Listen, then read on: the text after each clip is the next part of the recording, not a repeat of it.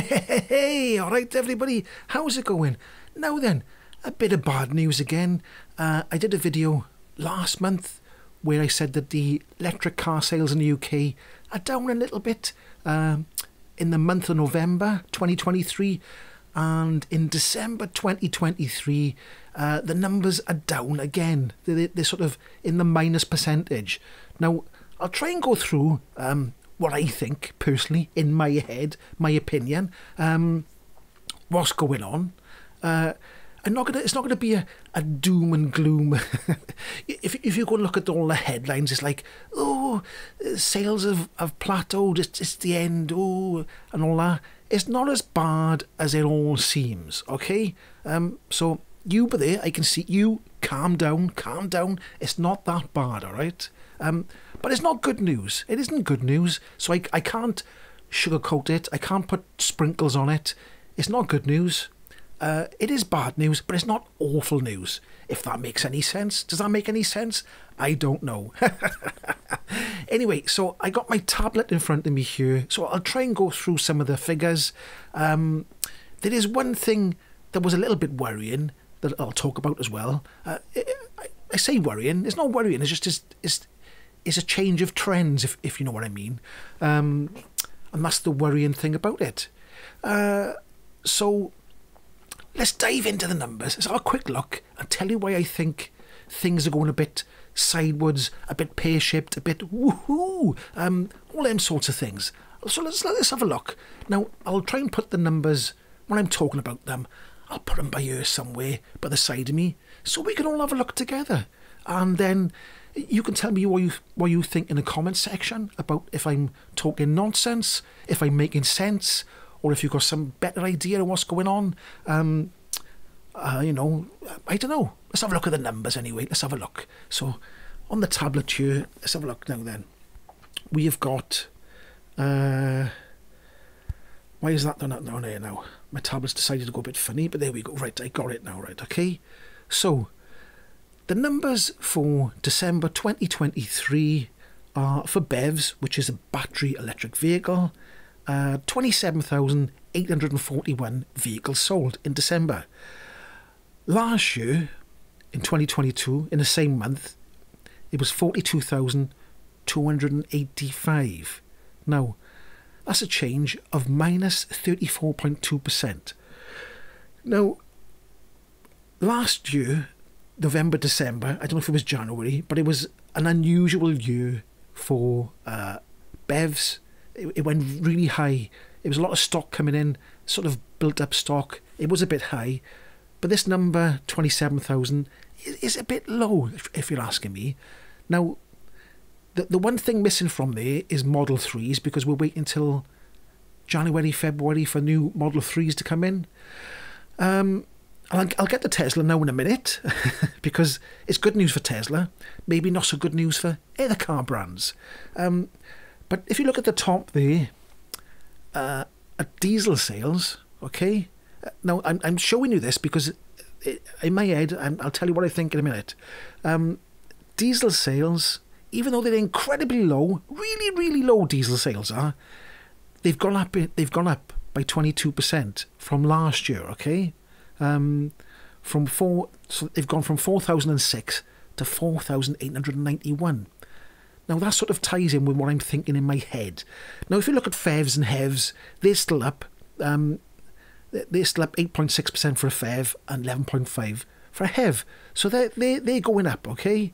If you look at year-to-date, I know it's all numbers, but if you look at year-to-date, BEVs are still up 17.8% over the whole year, right? So it's not terrible news. It's not terrible news.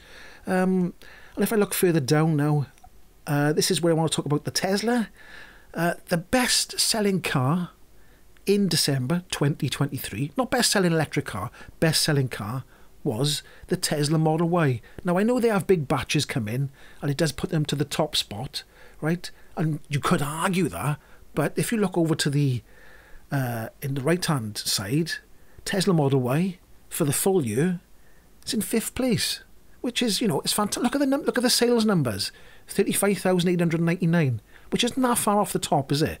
Okay, so And then if we got on a little bit further, right, okay, we got the best-selling battery electric vehicles for the full year.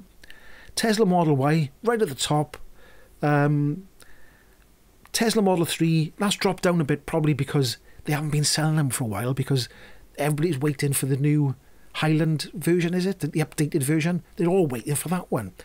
But look at MG4. MG4 sold 21,715 MG4s, which is, you've got to remember, MG4 is quite new in the UK, new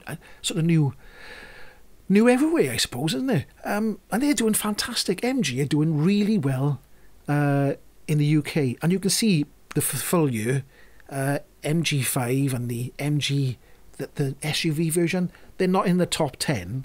The MG4 is doing really well.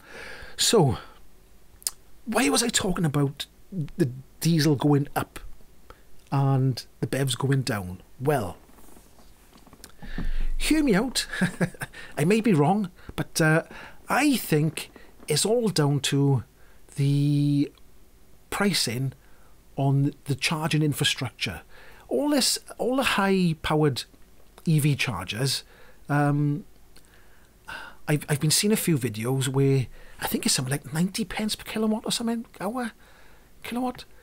I'll put the side of me now. I'll put some prices of Instavolt and all the other ones and what they're charging at the moment. Okay, and it's tripled in price. It used to be like 30 pence per kilowatt, but it's like now it's like it's gone right up in the air. And I got a feeling that that's affected a lot of lease sales, whereas company cars, because they look at the figures.